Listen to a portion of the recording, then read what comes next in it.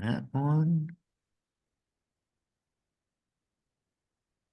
And so this is going to be Introduction to Hormone Optimization, Part 5. What we're going to do now is, remember last week we went through all of the pertinent labs, the basic labs. Now we're going to keep you on the straight and narrow. Okay, and what I mean by this, I'm going to show you the calculations that I use, so that we're not guessing. Okay, you're going to know if there's estrogen dominant, if it's progesterone dominant, and remember when I talk about that, that's usually we've done that. That's an iatrogenic thing for the most part. We're going to do a hormone history summary. So I'm going to give you the questions I ask for each hormone in a list. And then I have that chart. I think I've already sent it to you. And what that is on the left-hand side, it'll have which hormone we're talking about. It'll have the dosing under each one. And then the middle column will be adequacy, and then the right-hand column will be either excesses or deficiencies. And that's sort of a summary. That it's 2 pages. You can 2 slides rather. You can print it out, keep it by your bedside there, your desk side. And I mean, I think it's a really good reference. Okay, I mean, it pretty much sums up everything all on 2 slides, which is pretty amazing. So the first calculation we're going to look at is free T3 versus reverse T3. Remember, free T3 is what gets to the tissues as far as thyroid. The free T3, in my mind, is the most important thyroid test that you can do. Reverse T3 is an inert T3. That's the T3 that does not work. 90 to 95% of the time, it's from a cortisol dysfunction. That's what we assume it is. And when we do a free T3 versus reverse T3, we're looking for a value of greater than 2.0. Now, what I do with the free T3 is I multiply it by 10. It just makes the numbers easier. You could leave it as is. So if you have, say, 3.2 is your free T3 and your reverse T3 is 16. So I take 3.2 times 10 is 32 divided by 16 is 2.0. Okay. I mean, if you do 3.2 divided by 16, then it's 0.20, and you just have to move the decimal points. It just makes it easier. That's all. Okay. Okay. All right. 90 to 95% of the time, it's a cortisol abnormality, and I have elevated there, but it could be lower also. And then you go by the symptoms. Remember, the symptoms here would be when the patient wakes up, they're tired. In the middle of the morning, they need something to keep them going, coffee or tea or Red Bull or something like that. In the afternoon, they need a nap. By dinner time, they're exhausted. Later at night, they get a second wind, and they also have trouble sleeping, and there's usually sugar or salt cravings. Okay. So usually it goes hand in hand. We usually see those symptoms when the reverse T3 is greater than 15. Normal is about 9 to 24, but anything over 15, you're going to have the symptoms of cortisol dysfunction. The second most common thing is diabetes, and then B12 deficiencies, low ferritin and low iron, which kind of go hand in hand. You may see it with that, but you can pretty well rest assured that even if you have all the bottom 4, that you're going to have a cortisol abnormality. Okay. Gotcha. I use this in place of that as a screen in place of that 4-point saliva test. So this is about maybe 15 to 20 bucks for a reverse T3 versus 250. And a lot of times, the labs or, the insurance they'll throw it in as part of the thyroid panel. Okay. Okay. All right. So that's free T3 to reverse T3. And that's basically a check. So because you can have like a low free T3 and a reverse T3 under 15, but if that ratio is less than 2.0, again, you're looking at a cortisol dysfunction. Okay. Interesting. Okay. Okay. So that's number 1. Number 2, this is called TSHI index, and this is actually getting to be known as a T2 syndrome. And the range here is 1.3 to 4.1. Again, this is patients, we found this with patients with TBIs, head injuries. And so this is a low TSH. Remember, the TSH is inverted. Yeah. So low TSH, like the example you see there in the bottom right, that would be, again, 0.8 to 2.0 is our range. Let's say it's 0.4. That would indicate a hyperthyroid situation. But look at the free T3. That's almost at the bottom of the normal range. Mm-hmm. And again, that reverse T3 there, you would have to divide that by 10 to get that. So it would be 21.7 in our vernacular. It's just the way the units are written out. Okay. Okay. And you see the free T3 to reverse T3 ratio is 0.96. Remember, that's less than Less than 2. Right? TPO here is considered normal, but when you have a TSH of 0.875, you would expect your free T3 to be 3.5, 3.7, and you see it's not here. Okay. Gotcha. All right. So this is essential. This is sort of a brain issue. So this is some sort of usually a mild traumatic brain injury. A lot of times you'll ask them if they had a head injury, they'll tell you no. Okay. And what you're going to see here is an elevated cortisol, and you're going to have that iodine, selenium, your micronutrients on the low end. You can measure them. We're starting to look at iodine more, and I'll probably do a whole, at least a 15, 20-minute, once I get done my mold thing on iodine. We're starting to look at iodine more for lots of different things, including prostate issues and hypothyroidism and hyperthyroidism, except in the autoimmune stage. You don't want very high iodine levels with the autoimmune. But this is considered a TSH-I or index. And again, we're looking at a low TSH and a low free T3. Remember, again, free T3 is your, the thyroid getting to the tissues. And as you can see here that it's pretty low. Remember, what form of iodine do you use? I mean, iodoral. Okay, I use iodoral, or I use Designs for Health has a 10 milligram iodine with a 40 microgram selenium. That's a pretty good combination. Okay. Okay, it's not that expensive. Yes. Iodoral is just plain iodine. Okay. Okay. And then sometimes we use a liquid because you want to sort of, you want to layer it. So we'll start at like maybe 1.5 milligrams, and that you can use a dropper, and the dropper will be, it'll be scored. It'll tell you how much to draw up for 1.5, 3, 6, 12.5 would be, or tops. Usually don't go over 10. Okay. Okay.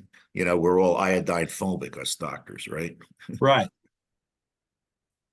So anything over 4.1 is usually considered a peripheral issue. Anything less than 1.3 is considered a brain, a mild traumatic brain injury central issue. You take the TSH and you multiply it by the product of 0.1345 times free T4. Now remember, T4 is your store unit. That's your levothyroxine, right? Mm-hmm. Yes. Okay. So, and that's how you get this calculation here. Okay? Oh, what did you say was indicative of levels that were higher than 4.1? The range of the that's a peripheral issue. That's purely thyroid. And usually hereditary issue. It could be autoimmune also. Okay. Okay. But the issue is you have a TSH of 0.875. The free T3 should not be 2.1. Okay. Right? It should be 3.5, 3.7. Gotcha. Right? Remember, normal here is about 2.0 to 4.4, and our goal is in the upper third, so 3.2, 3.4 to about 4.2. That's where we want to see it. So let me think here. TSH stimulates the thyroid, and we're measuring free T4. Correct.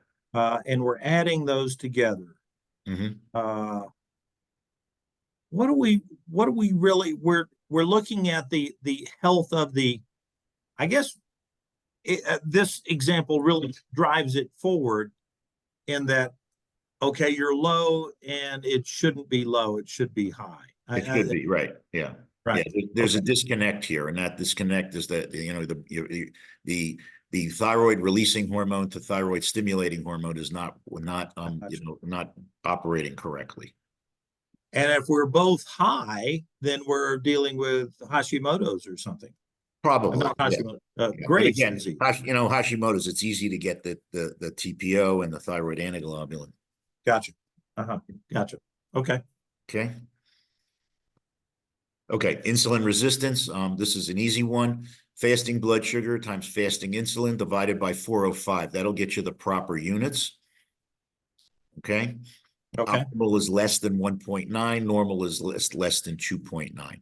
So if you, I don't know if you have a calculator there. If you have a fasting blood, remember, normal is 65 to 99. If you have a fasting blood sugar of 100, but a fasting insulin of 4, that's 4 times 100 divided by 405. That's less than 1.0.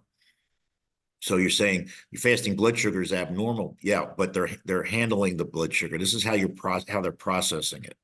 Okay. Okay. On the other hand, if you have a fasting blood sugar of 80 and a fasting insulin of 20, 80 times 20 is 1600 divided by 405, and that's just a little bit less than 4. That's like 3.8. Okay, so fasting blood sugar of 80, but a high insulin, and it's not abnormal. Remember, normal insulin is 2.6 to 25. Okay. Our goal is usually less than 5.0. So that would be a marker for early. This is one of those early markers for insulin resistance. Okay, Gotcha. so this is, you're telling your patient, we have, your lab normals are your labs are normal. Invariably, if you ask them about family, yeah, dad had diabetes, or grandma had diabetes, or they died from diabetes when they were 50 or something, and now they have a fasting blood sugar of 80 and a fasting insulin of 20. Well, we have a problem here. Okay. Gotcha. And we look at all the parameters. So, we look at a hemoglobin A1C. I still use less than 5.7 as that's our normal. Our goal is usually less than 5.4. You're better off there. You're better off at less than 5.0, but you're in El Paso, so I don't have to tell you. We do, fasting blood sugar, hemoglobin A1C. We do the insulin. That'll give us insulin resistance. And so you can look at all of those parameters. And I'm going to get to, again, future glucose risk. That's at the bottom of the slide here. Yeah. And remember, just keep in mind that insulin resistance is independent of hemoglobin A1C. So you can have a hemoglobin A1C of, say, 5.8, which is pre-diabetes, and a fasting insulin, an insulin resistance of 1.7, which is optimal. We need to look at all of the parameters. Okay. If they have a fasting blood sugar of 90, and then you do this calculation and it's 1.4, and their hemoglobin A1C is 5.2, say, and I'm going to tell you, right, so we're going to look at the next one now, and this is future glucose abnormality risk. You've heard me say this before. So yes, every point over 84, there's a 4% risk of glucose dysfunction within the next 5 to 10 years. So what that means is that within 5 to 10 years, they can have they could become hypoglycemic or hyperglycemic if they do nothing else. So a fasting blood sugar of 90 minus 84 is 6 times 4 is 24.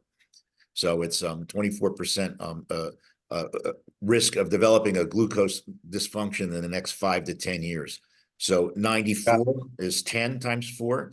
And then remember, normal is 65 to 99. So 99 minus 84 is 15 times 4. That's a 60% chance of developing a blood sugar abnormality with a normal blood sugar. I see. And the idea is, okay, it's normal now, but it's not going to stay normal. And we have the data to show that there's going to be an issue if you don't do something about it. And there's your There's your reference right there, by the way. Okay, got Yeah, I didn't make that up myself. It would have been nice, but it. okay. So we do all of those things. Okay. So you're going to do fasting blood sugar, hemoglobin A1C, fasting insulin, and we'll do these calculations. Okay. Gotcha. Okay. Did I skip something here? Where do we go? 3A, and now we're at 6, 2. Looks like I might have missed a couple. Okay, I'm gonna have to go back and unless this just got out of order. Okay. Okay. Let me see. 7. Huh, okay, yeah, we're missing 2. Okay, I'll figure out what they are. We're missing 4 and 5. Okay, I'm gonna have to go find them for you. Okay, so let's talk about free androgen index. So you get a total testosterone, and the lab will calculate a free testosterone. They're not right. They're usually off, sometimes by tenfold on those free ones that you get. Yeah. Okay. I mean, they're not, a lot of times they're not even close. So there's two ways there's two other ways to do it. I like this free androgen index. It's not as accurate as a bioavailable testosterone, but the free androgen index is much easier to calculate. The bioavailable testosterone index, you really need a computer for it. You need a because you need a total testosterone, sex hormone binding globulin, and albumin. And then there's lab calculations. I can get you the link for it, and you can put it all in there. It'll give you a bio available testosterone. That's the most accurate. This you can do on the fly though, because that's a pretty complicated algorithm to get to that. Uh-huh. This is much easier. All you need a total testosterone and the sex hormone binding globulin. So that's part of our routine. We always order this. Okay. Okay.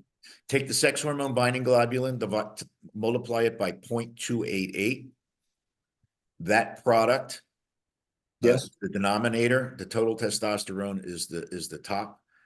Take the total testosterone and divide it by that product that you see there.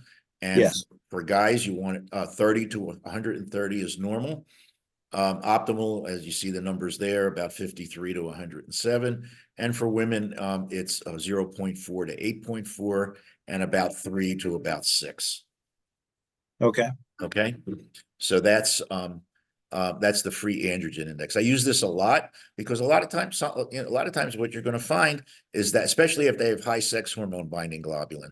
So you'll have remember, for females, 30 to 40 is our sweet spot in total testosterone. You could have a total testosterone of say 30, and then a sex hormone binding globulin of say 100, which is high.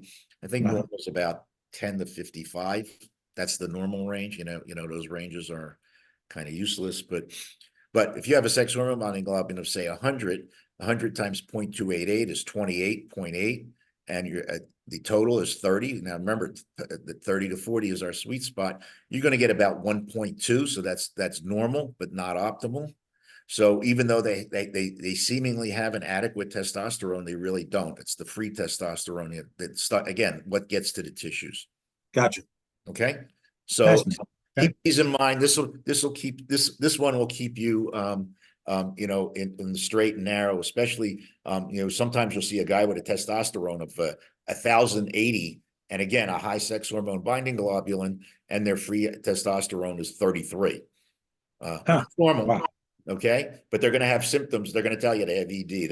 They don't have any libido, right? And they have a testosterone of 1,000.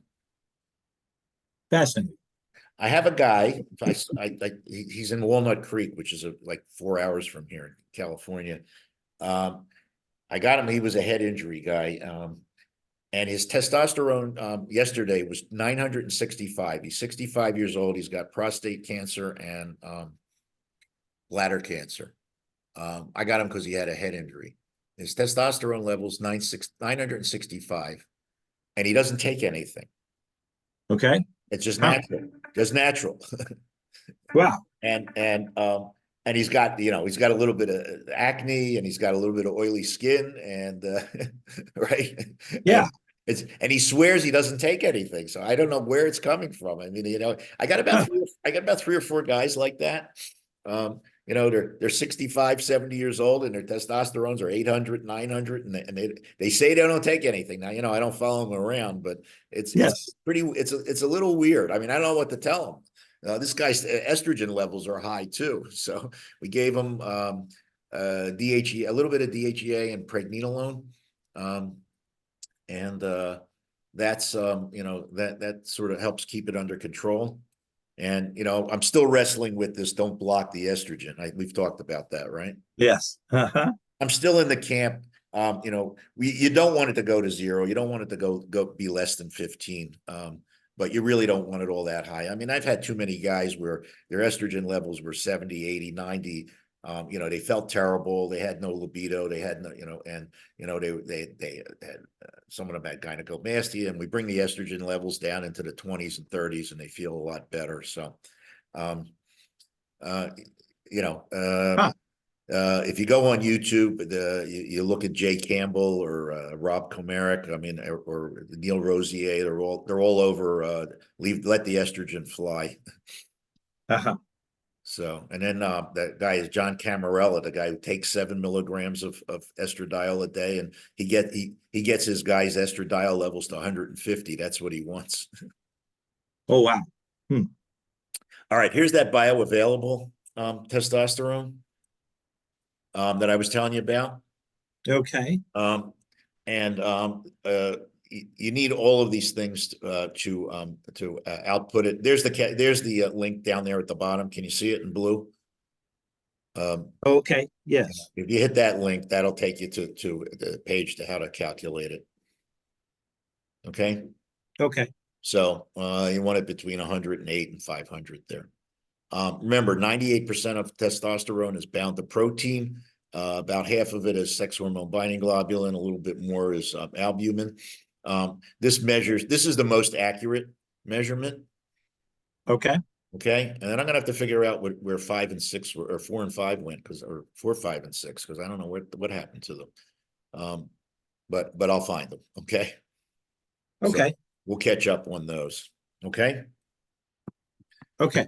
All right. So this is what you need to ask. All right. This is your history. And I always call it the hormone centric lens. These are the questions you need to ask. At one time I did it in a lecture at AMMG, I think, or A4M, and I just did it rapid fire. I sort of, I pretty much have these in my head now. Sure. So,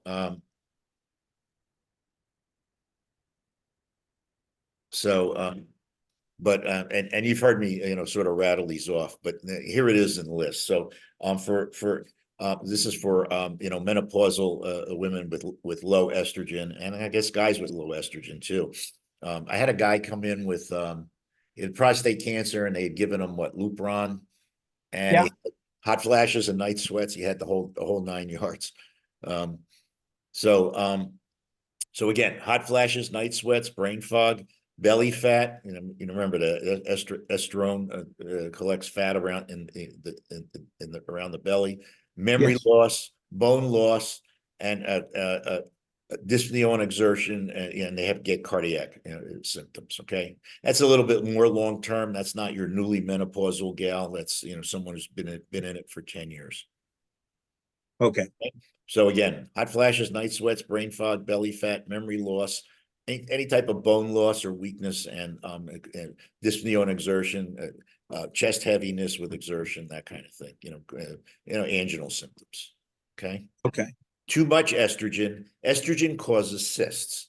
And so think about the organs that are involved. So it's in females, it's the breast, the ovaries, and the uterus, and the gallbladder. Okay, so you see gallstones. Frequently, you'll find they have breast cysts, breast tenderness, breast tumors, fibrocystic breast disease, ovarian cysts and uterine cysts, which we call fibroids, endometrial cysts. I don't have that there. That's endometriosis. And again, gallstones. Gallstones are more prevalent with high estrone versus estradiol. And then again, too much too much excess estrogen, and this is one of the main things you're going to see, is equivalent to low progesterone. So anxiety, cramping, infertility, joint pain, weight gain, PMS. And if you look at the symptoms of low progesterone, which is on the third column there, Yeah. find that with estrogen excess. So it's agitation, irritability, can't sleep, poor libido, headaches, short-tempered, panic attacks. Okay. And when you say so, again, once you get these straight, and I mean, you can read them off. That there's nothing wrong with that, or even you can make a check sheet. I have a check sheet. Did we send you those? I don't know. We have some check off sheets. They're in the, I think, the last where it says laboratory. Okay. The 8th lecture Okay. there's a bunch of downloads. They're in there. And then they're in the last lecture in the TBI. I think there's a whole section there. Okay, they should be Okay. in. All right. So agitation, irritability, can't sleep, poor libido, headaches, short-tempered. That's low progesterone and excess estrogen.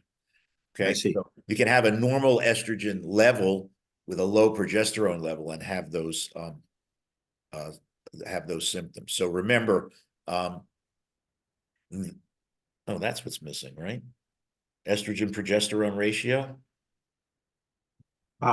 No, we don't have that. Yes. Yeah, that's what's missing. All right. So estrone plus estrogen divided by progesterone, and in this one you don't have to correct for the units. Our goal is less than 250. As that number climbs, you're going to see more and more of these symptoms that we just talked about. You said estrone plus estradiol Divided by progesterone. progesterone Okay. should be less than 250. 250. Okay. Got it. Now, sometimes you're going to get an estradiol of 0 in a postmenopausal patient. I'll put a number in. I'll put in like 0.01 just to give it a number. I see. Okay. Gotcha. The older way to do it, when I first started doing this, we didn't get estrone levels, was progesterone, and now you have to correct for the units, times 1,000 divided by estradiol. And this is the more common one you'll see in books, progesterone divided by estradiol. So P divided by E2. Okay, so the progesterone, you need to multiply it by 1,000 to even up the units here. Okay. Okay. Our goal here is 100 to 500. Okay. Less than 100 is estrogen dominant. Greater than 500 is progesterone dominant.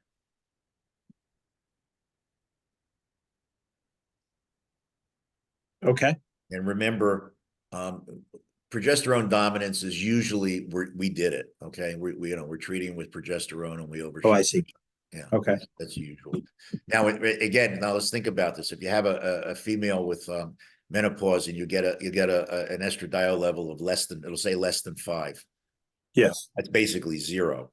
Right. You can either count that as infinity, or if you want to put a number in there, you can put in like 0.01. Gotcha. Okay. So basically, so that you're dealing with no estrogen, basically. Yes.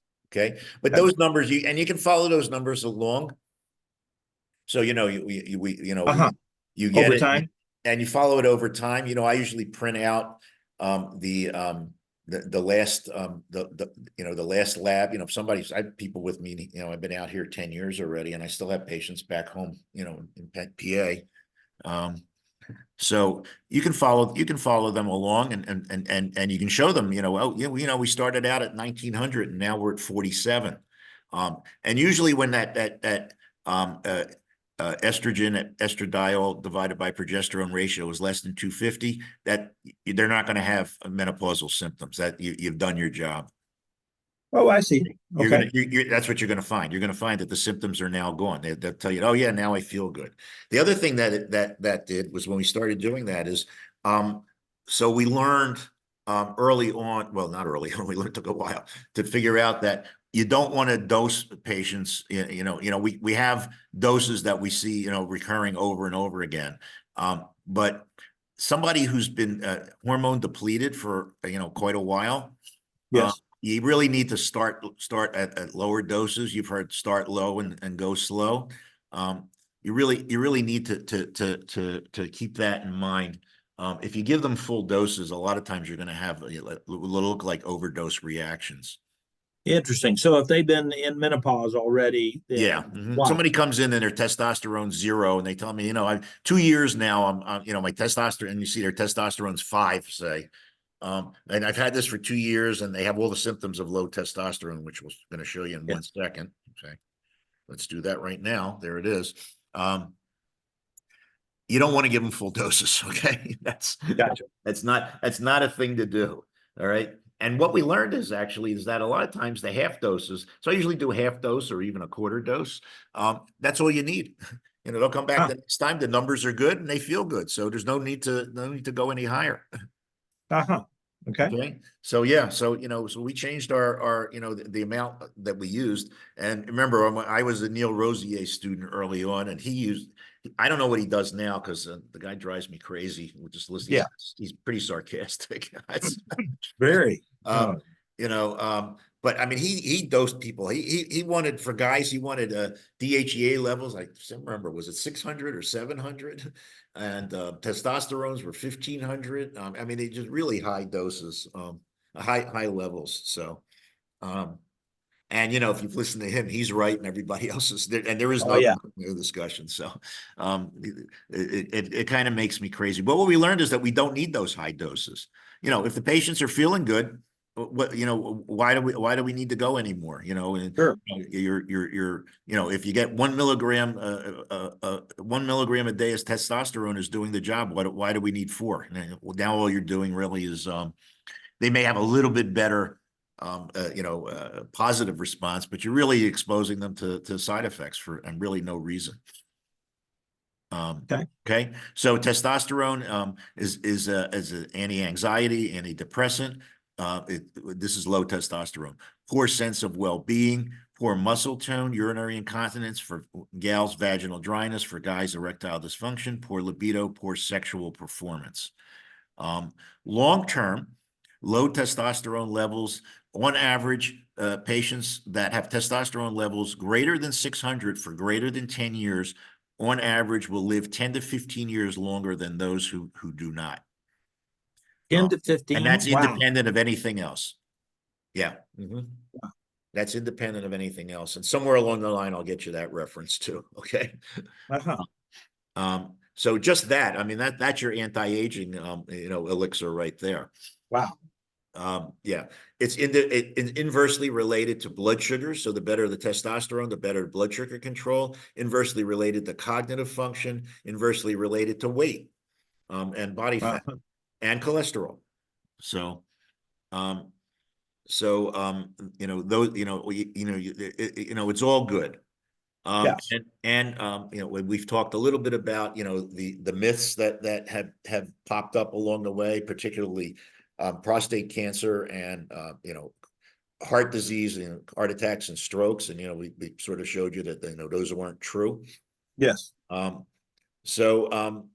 But I don't know if you deal with students at all, or residents, anywhere along the line. Do you ever come in contact with anybody? Occasionally, yeah. Yeah, ask them ask them about what they're taught about testosterone. They're still taught the same thing we were taught 60 years ago. So I have. Yeah, it's a very stagnant. Yes. Yeah. And you can't convince them about anything else. So, in fact, if you remind me, I'll send you. This has sort of there's a guy named Clifford Rosen, who's a professor at UCSF, endocrinologist. Yes. And he has a video out. It's on ViewMedi. You know what ViewMedi is? No. Sort of like the YouTube for medicine. Okay. It's all videos on medical stuff. And he's got a video on vitamin D.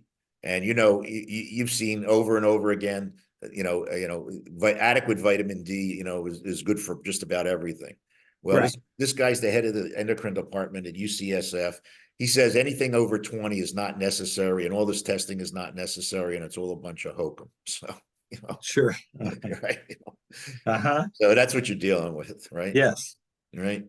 All right. Too much testosterone again. So it's easy to overdose patients, or they'll get these symptoms, especially women, if their testosterone levels are very low, and they're sensitive to it. So oily skin, oily hair, acne, skin breaking out, particularly on the neck and shoulders.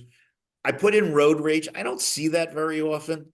That's more of you read about it in books, but every once in a while, someone will say, yeah, they get mad. Higher blood pressures, very long-term atherosclerotic vascular disease. Again, that's not something that I really ever connected to testosterone.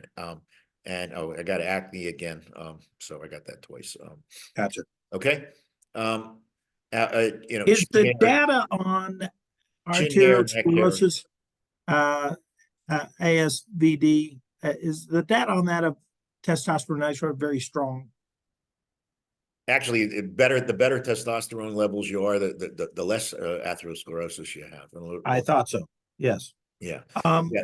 There was that paper put out. It was around Thanksgiving of 2013. You know, this outfit out of Boulder, Colorado, and it was all over the news. The first 75 days, testosterone levels caused, you know, 30-40% more heart attacks than those that didn't, and the whole thing was a bunch of hokum, but it was all over the news. I mean, it was all over everywhere. So and you'll still, if you put in heart attacks and testosterone, that's the first thing that'll come up. But yeah, you know, there've been 57 papers and 47 testosterone and endocrine societies that have pretty much debunked that. So I mean, the whole thing. how about excess testosterone? Those that are doing testosterone and hepatomas or Yeah, that's a thing, and you know the ones that you'll see that are, these are guys, they'll show up in your office, they're in their 40s, and they were bodybuilders when they were in their late teens and early Gotcha. 20s, and they did Okay. steroids, okay, and now they have liver damage. All you can do is all you can do is chase the symptoms there. I mean, the damage is already done. Uh-huh. So, Yes. I mean, you get every once in a while, I get a young guy in and he says, well, I want to do this the right way. So, we try to steer them, in the right direction. And, but they're going to do what they want to do, and, Yes. the guys winning the bodybuilding contests, they're more, influential than you and I'll ever be. Yeah. Yeah. Um, Cool. and the guy now, it's the influencers on the internet. So Yes. so and okay, so thyroid, dry skin, dry hair, fingernails crack and break, constipation, can't lose weight, cold all the time, tired all day long. The outer third of the eyebrow thins out. And so I don't know if I gave you this little tip to look at eyebrows, and you can become a little bit of a junior endocrinologist, just looking at eyebrows. You have to look at enough of them before you start to get it. But again, hypothyroidism or thyroid issues, the outer third of the eyebrow thins out. And a lot of times, guys don't care. Women, they'll paint it in, they'll tattoo them, they'll do something to them. The middle third of the eyebrow it reflects growth hormone, and the inner third reflects the sex hormone. So for females, it's estrogen and progesterone, and for males, it's testosterone. And you can see this, you look at teenagers and they're plucking their eyebrows because they have that unibrow. Yes. Hormones are raging. That's the unibrow. That's where that comes from. As we mature, the inner edges of the eyebrows sort of expand out towards the lateral Yeah. as we lose it. And then hyperthyroid, which you don't see a whole lot of, you'll see the edges of the eyebrows are all bushy. Uh-huh. They say, oh yeah, I have to, I get them clipped, or I shave them, whatnot. And then, and then their eyes are bulging out a little bit. So that's your hyperthyroid. Interesting. And also That's your cool. oral body temperature is never greater than 97.6. So my father was at a personal care home during the shutdown, and every day when I went there, the first thing they did was they took your temperature. and my temperature was always 97.2, 97.4, and I kind of suspected something was wrong. If you live in Reno long enough, you're going to end up with thyroid disease. I'm firmly convinced. Just about everybody I see has it, and maybe it's what I do. I don't know. At least 1/3 of the patients, brand new patient who comes in to see me, has positive thyroid antibodies, and Geez. not like, you know, on the Quest scale, normal is up to 9, not like 12 or 14. I mean, we're talking 300-400. You know, it's. Huh. Um, Why do you think that is? I don't know. You know, there was mining down here, and you know the water runs down into the, you know, there's a river to, you know, where a lot of the water comes from. You know, goes through downtown Reno. This was also where all the nuclear testing was done. You know, Uh-huh. downwind from that in the 50s and 60s when they used to blow. You know, they used to go out to the desert and set off nuclear bombs. So, Sure. you know, all those things, you know, all those fun things. So now, again, it could be just what I do because there's, but you know, that's who comes to see me. But even myself. So, you know, so I mean, I pretty have it under control without medication. But so I use some iodine and selenium, but my temperature is always less than 97.6. I mean, you know, Fascinating. Well, I'm really interested in seeing that. You told me that you could do a practice just on hypothyroid and yeah, have a full yeah, practice. we will get to it. Okay, cortisol. Symptoms when the patient is when they I already mentioned this earlier. So when they wake up, they're tired. In the middle of the morning, they need something to keep them going. In the afternoon, they need a nap. By dinner time, they're exhausted. They get a second wind after about 9 p.m. Then they have trouble sleeping. There's usually salt and sugar cravings, and you know they sit down for 5 to 10 minutes and they nod off easily. Uh-huh. Okay, that's usually a cortisol abnormality. And that could be high, could be low. Okay, but that sets you off on your right direction. Okay. And our first two interventions with cortisol, it doesn't really matter if it's high or low because we use adaptogenic herbs. So we use the same remedies whether it's high or low. Okay. Okay. All right. Growth hormone. Um, so strength and energy, a lot like the testosterone. Sense of well-being, muscle tone, urinary incontinence, blood sugar abnormalities. But this is all of the things under that from 2 on down. This is what's known as executive function. Yes. You know what that term is, right? Yes. And so executive function is memory, concentration, starting projects, finishing projects easily or not, organizing things easily or not, multitasking easily or not, paranoias, dark moods, and obsessive compulsive tendencies. The paranoias and dark moods, unless they're really severe, you're not going to see that. But number 10 is actually pretty common. And you have patients that can't leave the house unless their shoes are all lined up in their closet, or their shirts have to be all in a color order or something. You're going to see something along those lines. Okay. So, Okay. all right. So, Hmm. and this is fairly common. We'll go through an algorithm on how to treat growth hormone. So just to let you, as a heads up, technically growth hormone for anti-aging is illegal according to the FDA. So you need to be a little bit careful, when you're if you're going to be prescribing growth hormone. So we do oral peptides first, and we'll do injectable peptides. Because growth hormone is really expensive too. So Yes. okay, so I injected my son when he was small. He was the littlest kid in school, mhm, and he's 5'11" now. mhm. Yeah, I think Yeah, I I have a did that. kid, he's 17. Mom called me, is there anything we can do? And his growth hormone level was 0.01. Oh wow. Hmm. The IGF BP3, which is, the binding globulin, was like 3,000. It should be at least 4. But his IGF-1 was 320. So what do you do with that? And he's 5 foot, he's short. He's 5'5".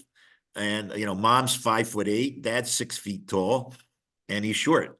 The problem is that he's 17. So we sent him for to see if his bone plates are still open. Still open. Yeah. If they are, then we'll do a growth hormone stimulation test, and then if that's positive, which I'm sure it will be, then we can do them. Then we can legally give them growth hormone. I see. Okay. Okay. I could give them growth hormone, but then you're sticking your neck out.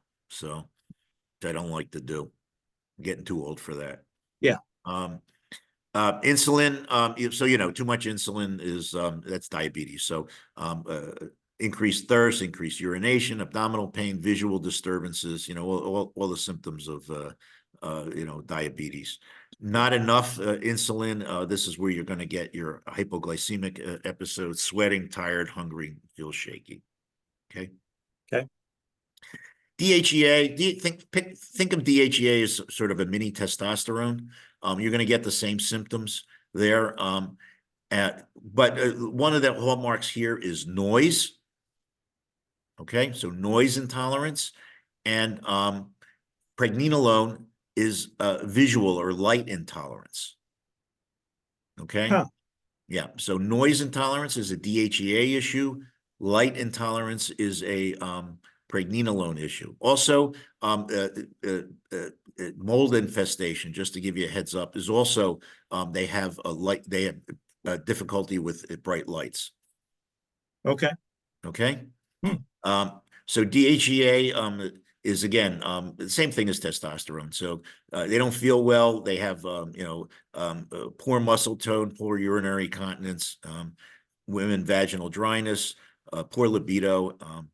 All the things of low testosterone. DHEA, this is just a little tip, will balance cortisol. So when you have high cortisol, they usually have low DHEA. So a little bit of DHEA will actually bring cortisol levels down. That's an easy thing to do. If you don't have supplements in your office, I mean, you can get this stuff at the dollar store. So Yes. 10 to 25 milligrams for women. You can start at 5. Some of them start at 5, especially if they have higher testosterone levels or testosterone symptoms. And for men, 25 to 100. So I usually start 25 to 50. Okay. Okay. So again, remember noise, DHEA, light, pregnenolone. So Gotcha. remember it. I do little mnemonics once in a while. So remember LPs. Remember what records LP. Yeah. So that's what I do. So light progesterone. So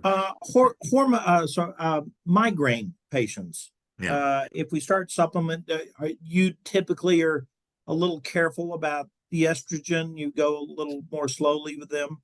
Yeah. So headaches are usually low progesterone. If it's a hormonal thing.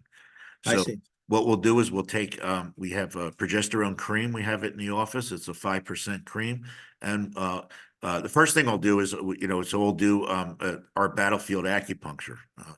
I don't know if you've ever had any experience with any of that. Mm-hmm. No. That would be a hands-on thing, but I can teach you how to do that in about an hour. Uh-huh. It's not hard at all. It's about $5, and it'll cost you in needles per patient, and we charge 40, which isn't much, and you can usually get rid of a migraine headache, acute one, in 10 minutes, with no medication at all. And then we'll give them the progesterone cream and have them rub it on their temples. Rub it on Yeah. the temples. Interesting. Yeah. Mm-hmm. Yeah, where it's or if it's a back of the neck thing, we'll do it on the back of the neck. But then the hair gets in the way there. Yeah.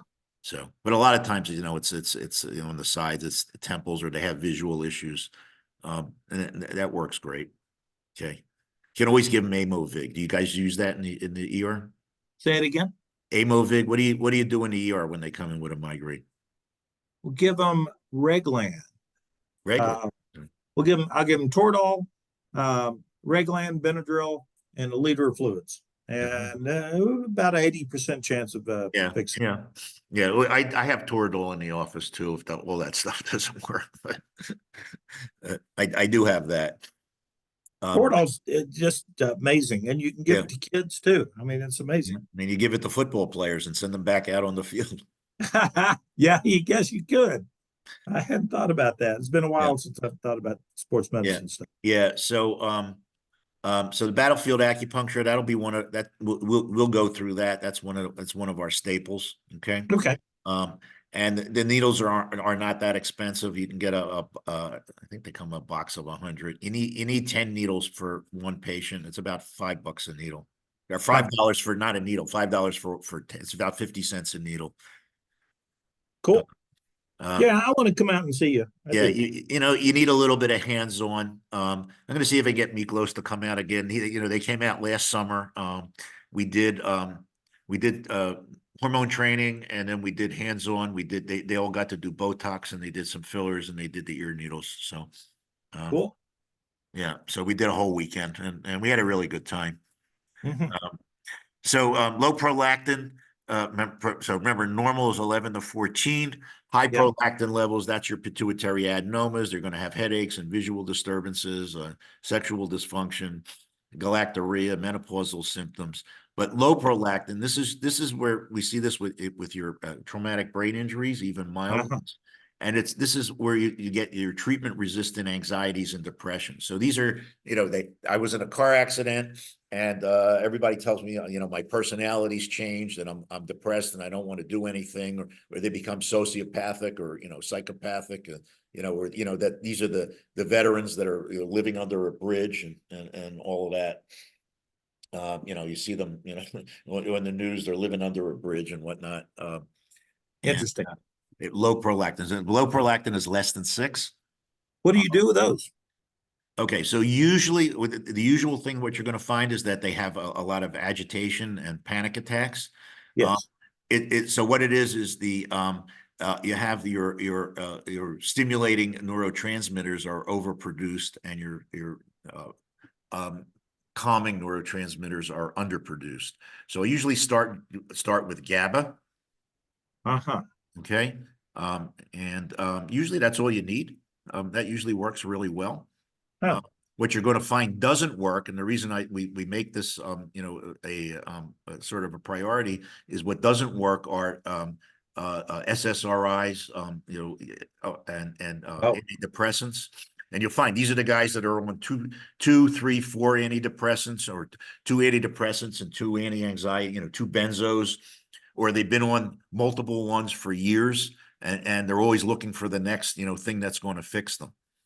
And interesting. nothing does. So again, the battlefield acupuncture, the ear needles are very calming. That's temporary. I mean, that's that'll last 3 to 4 days. And then if you add in the GABA, so again, it's usually they've had some sort of head injury. Remember, the SSRIs and even the atypical antidepressants, they're basically a bunch of chemical reactions. Yes. Right? And if you don't have intact neurons, if the gaps between the pre and post synapses are disrupted because of an injury, you're not going to get, you're not going to have any success with those medications, Interesting. Sure. right? Makes sense. Because the gaps are either too wide or too narrow, and you're going to have either an over transmission of those expressions, or under transmission. They're just not going to work. Interesting. Okay, and they come in, and they had a head injury 10 years ago, and they've never been right since, right? Right. That was the beginning of what was that? Of Mice and Men. He got kicked in the head, and he's slow, but when he was 9, but he's my brother anyway. That was the first line of Mice and Men. Okay, so did I send you? I think I sent you this chart. Yes. Hmm. Okay, so this is what you need to know. Okay, so here, testosterone, look at the functions: mood, motivation, strength, sense of well-being, vaginal dryness, poor libido, and then here are the doses here. And it's for the guys, half to 1 gram, 10 to 20%. Now remember, for a cream, remember, androgel, the stuff that's on TV. They went from Yes. 1% to a 1.62%. They made a big deal about it. That's a women's dose. Okay. I never prescribe them. I have 3 patients on those commercial products. And guess what profession they're all in? I don't know. Yeah, they're all doctors. Oh, okay. Only the doctors want the prescription synthetic testosterones. Huh. Right? I'll be damned. The truck driver explain it to them, and they say, "Oh yeah, that makes sense." The neurologist, forget it. You talk to the wall. Okay. Yes. Women, again, I usually start at half grams for everybody as the dose, and Okay. anywhere from 1 to 1. And so again, women make about 1 to 3 milligrams of testosterone a day. So that's how you want to dose it. And again, we start low, and a lot of times that's all you only need, a half milligram a day. Interesting. Okay. Okay, pellets. If you do pellets, that's the implant. For women, again, it's about 1 milligram a day. So if you put in 100 milligram testosterone pellet, it should last 100 days. For guys, the pellet should last, it's about 10 milligrams a day. Okay. Okay, pellets usually last about 4 months. Usually guys last a little bit longer. The pellets, besides what one of the influencers, who's actually a pretty good friend of mine, hollers about that they don't work and nobody likes them. Actually, they do like them and they do work. But you want to get them before they run out. They're biodegradable, and if they run out, then you sort of get that drop. You're back to Okay. where you started from. Traditionally, we've overtreated. We've hyper testosterone guys. You do 200 milligrams and 1 cc IM weekly. We only we make anywhere from 5 to 12 milligrams a day. So 5 times 7 is 35. 12 times 7 is 84. That's how much you're making physiologically at age 25. So you do a 200 milligram a week. If they're really low, you want to try and catch them up. That's okay for a short period of time, but you I don't see. want to keep that long term. Okay. How do you make the choice of the amount of testosterone, or do you generally go low in Yeah. Yeah. So go on the breast? start on the lower end, and you can always build it up. Okay. The problem with the pellets are once they're in, they're in. You can't get them back out. So then you'd have to deal with whatever, if you're getting side effects, you have to deal with it. And not that it's all that hard. And we're going to do men particularly and women particularly in the coming weeks. And we'll show you what to do. Okay. So the good news is there's nothing permanent and we can fix everything. And Yes. in the interim, if you get stuck, just send me a text message. I'll tell you what to do. Okay. Okay. Okay. Till you get to know it yourself. Okay. Okay. And quite frankly, I always like to say I've made every mistake you can make with hormones, so I know what to do when something goes. So again, estrogen, commercially you can get an estradiol patch, and 0.025 to 0.1 milligram. They do come weekly, but the insurance companies don't pay for the weekly; they'll pay for the bi-weekly. So I usually write for it twice a week. We don't like oral progesterone. We get higher incidence of blood clots, so we really want to stay away from the pills if we can. Oh, really? Yeah. Hmm. Biest is estradiol and estriol, and in younger gals, so perimenopausal, you want to do it about a 50 percentage. In the older gals, you want 20% estradiol, 80% estriol. Okay, so it's 80-20. Remember 80, that 20. estrogen drives. Where's that in the Um, okay, so usually when you write for it, unless you designate it otherwise, the compounding pharmacy will make it into an 80-20. 80-20, 80% estradiol, No, 80% estriol. estriol. Yeah, Okay. and 20% estradiol. Okay. Okay, remember the estriol is your weak one, so you have to sort of overcompensate. Okay. Okay, and then over here on the right there we have, hot flashes, night sweats, brain fog, belly fat. There you go. Oh, I don't belly fat, osteoporosis. Those are the symptoms of low estrogen. Okay. Progesterone. There are commercial 100 milligram and 200 milligram oral micronized progesterone. Make sure the patients get the micronized, or if you just write 100 to 200 milligrams, it's okay. In Nevada, the pharmacist can substitute, and they'll give the methyl progesterone. So I always tell the patients, at least the first time, if we're giving them pills, look at the bottle. If it says 5 to 10 milligrams on it, give it back to them. Tell them you don't want it. That's not what we ordered. And if they give you a hard time about it, you tell them to call me. Okay. I see. The only thing I've been here long enough. The only time I get called anymore, it's some young snot-nosed kid right out of pharmacy school or some old guy who, hasn't opened a book in 50 years. Yeah. Now, again, you said that you prefer the creams to the pills. Yeah, no, progesterone's different. Okay, the creams are for estrogen. The pill is actually much more potent for progesterone. Oh, oh, okay. I misheard. Yeah. Okay, gotcha. You were Okay. talking about estrogen Yeah, before. yeah. Gotcha. Okay. Gotcha. All right. Oh, let's go back to testosterone just for a minute. So traditionally, the oral testosterone pills were always methyl testosterone, and they caused liver damage and liver cancers.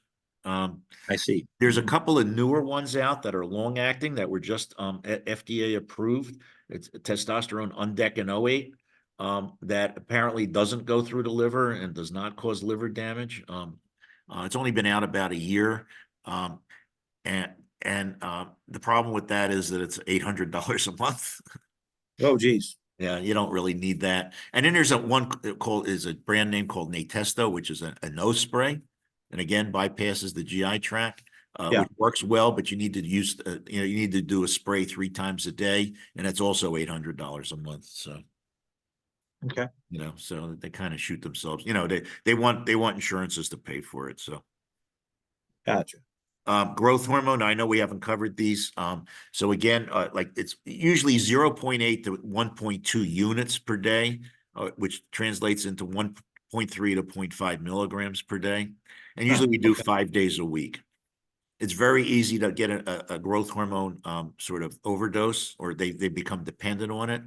And when there's too much growth hormone, it shuts everything down. A lot of times these, it's usually guys, they'll stop the growth hormone abruptly because, it's expensive. And, then they can get a rebound on it. Okay. Got it. Okay.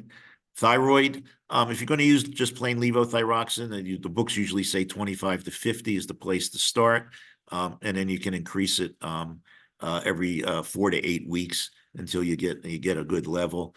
Average is about 100. And again, everybody's a little different. Most of the time, these patients will come in, they're already on it. So then we need to adjust things. The desiccated thyroids come 15 to 300 milligrams. And it's 1.67 levothyroxines to the desiccated. So 60 milligrams of NP thyroid or Armour is 100 milligrams of levothyroxine. I see. Do you give T3 too? Almost always? I do. Yeah, I do. So remember, the desiccated thyroids is T3 and T4. Gotcha. In the proper ratio of about 4 to 1. You can use liothianine, which comes as 5 micrograms or 25. The books usually say start at 25 for a younger person, but I always start at 5 and take it up from there. Again, first of all, your endocrinologist, none of they don't like that, and they tell you, we're killing them with that. They can get palpitations if they're sensitive to it. So make sure you let them know about that. Most of the time, when they get a T3, either in the natural or separately, they actually do better. They do better with a T3, T4, and sometimes we'll compound it. If we need odd doses or off doses, that kind of thing. Gotcha. The other thing is a lot of these patients are sensitive to how the pills are made. And so, even though the doses are right, the commercial products and Armour Thyroid have gluten and dairy in the coating. I see. So they're sort of allergic to the pill itself. Gotcha. Okay.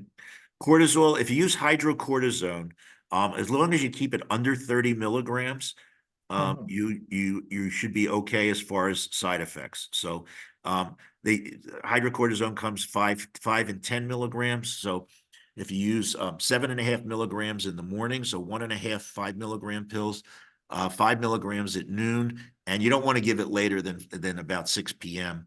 Otherwise, they'll keep them awake. And a half a pill at 6 p.m. That's a pretty good dose. That's 15 milligrams a day. You should not see side effects that, from like that you see with prednisone, as long as you keep the hydrocortisone under 30 milligrams a day. I see. Okay. The ratio is about 4-to-1 though. So 10 milligrams of prednisone is about 40 milligrams of hydrocortisone. And I would want to give that if I see that the cortisol level is too Yeah, low. it's too low. Correct. Gotcha. Okay. DHEA, I already told you about that. You start at 5 or 10 and go up to 25 for females, Gotcha. 25 to 100 for males.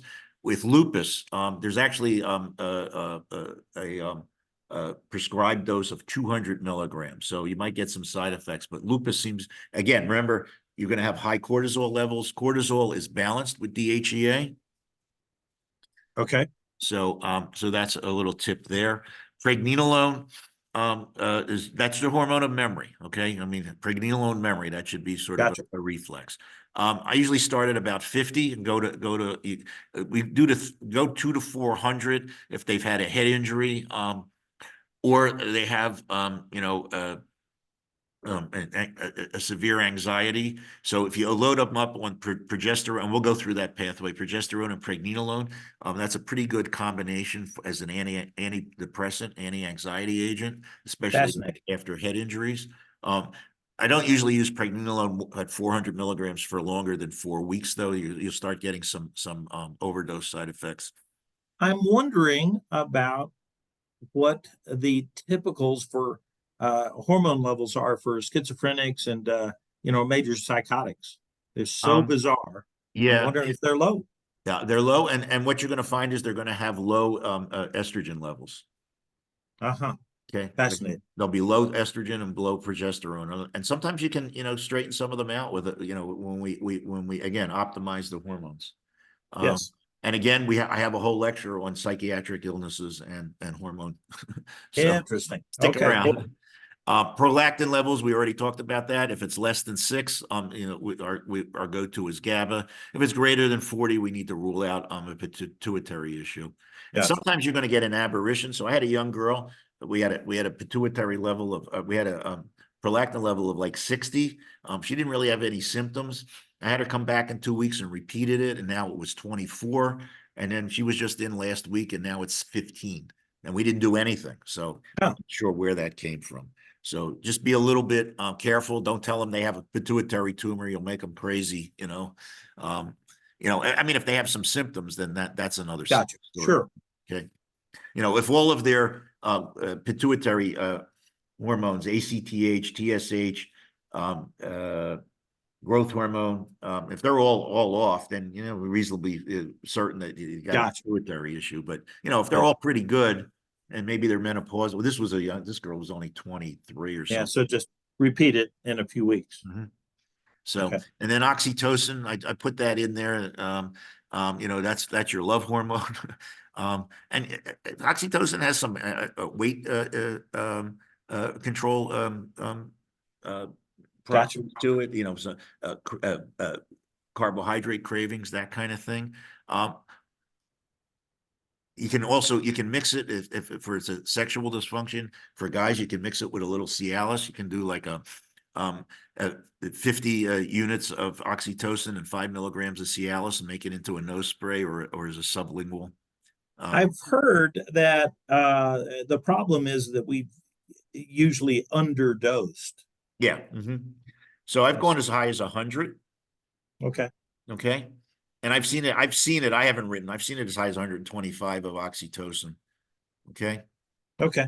And yeah. So you can make it into a nose spray. You make it into 120 milligrams or 120 units per ml. Get a 5 ml solution, and then each spray is about 12 units. So you do one spray on each nostril twice a day.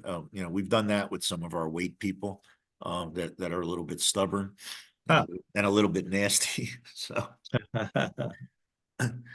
Okay, so Good. Took us a while, but we got through the whole introduction to hormone optimization, and here's all the references. So do you have this? I think you have this already, don't you? I love the references. That's wonderful. That's Okay, so the absolutely references are at the end. So I will send you the whole thing. Okay. okay. Great. All right. So and So we got through the first one. Okay. Oh, there's one last thing I want to show you. So this is one of the lab forms that we use. It'll pop up here in a minute. And I can send you this. So it's a generalized one, and then I have one for men and one for women. So here's our lab form. There's the normals, there's the optimals, and then you can take your lab and you put the numbers in here. You Oh, can okay, cool. calculate. One of these days, I'll actually, since it's a spreadsheet, I'll be able to. So when you put these in with the calculations, it'll automatically come up. If you go to the bottom here, once it loads up, it'll have second and third tabs, one for females and one for males. There you go. So you see it says female sheet. Oh, I see. Okay, and then there's a male sheet here. Cool. And there's a male sheet here. So here's Superman. Okay, and these are lab values here. So here's IGF-1, here's your prolactin, here's your vitamin D at 7. See, it's 7. I see. Uh-huh. Okay, blood sugar is 81. There's your insulin, insulin resistance, 3.4. Remember, it's this times this divided by 405. I got that right here. Yes. Potassium, hemoglobin A1C. There's your thyroid function, thyroid antibodies. I didn't have a reverse T3 on this one, so, but if it was, let's say it was, if your reverse T3 was 10, so it would be, remember, 3.7 times 10 is 37, divided by 10 would be 3.7. Okay. I see. There's your C-reactive protein. It's high on him. Yes. There's your homocysteine. That's high. There's your hematocrit. That's a little bit high. MCV, remember, that's B12, folic acid, and iron. Yes. High is B12 and folic acid. Low is iron. DHEA is a little bit on the low side. It's pretty much okay. There's a total testosterone of 308. That's your free androgen index. Sex hormone binding globulin times 0.288. And then the numerator is your 308. And so you see he's got a pretty good free androgen index with a total of 308. Yeah. Okay. There's your estrogen level. And then you can do a test. We're also looking at testosterone divided by estradiol. I want that to be greater than 20. Okay. Okay. So this is an estrogen excess, obviously. And then here's your cholesterol. No. We've got an iodine level too. Okay. So Okay. I'll send you this one. Great. Okay. I'll send you that and you'll have that. All right. That's great. Yeah, And that's a nice form. if you know how to work a spreadsheet, maybe you can figure out how to get the calculations in there. So as soon as I put in like the fasting blood sugar and the insulin, it pops up automatically. I don't have to figure it out. So My brother does. He works spreadsheets all the time. He builds houses and he uses these things to follow. So yeah, he can do it. okay. Great. Thank All you. right. So next week we're going to do, I had it up in case we got to it. We're going to do the steroidogenic pathway. I'm going to take you back to medical school for an hour. Okay? Great. I love it. You need to know this, okay? Yeah, absolutely. Once you learn the how the hormones interact with each other, things will be a lot clearer. Okay, if it's Well, as they say, I want to use a fork, but I'm going to make myself use a spoon so I can get all the gravy. yeah, you need to use chopsticks. Okay. Cool. Thank So, you. Have a great day. You too. If you have any questions, you have any cases or anything, you know where to get me. Okay. Thank you, Okay? sir. You too. Have a good night. I know it's nighttime for you now. Go get them. All right. Okay, you too. Thank you. Okay, thank you.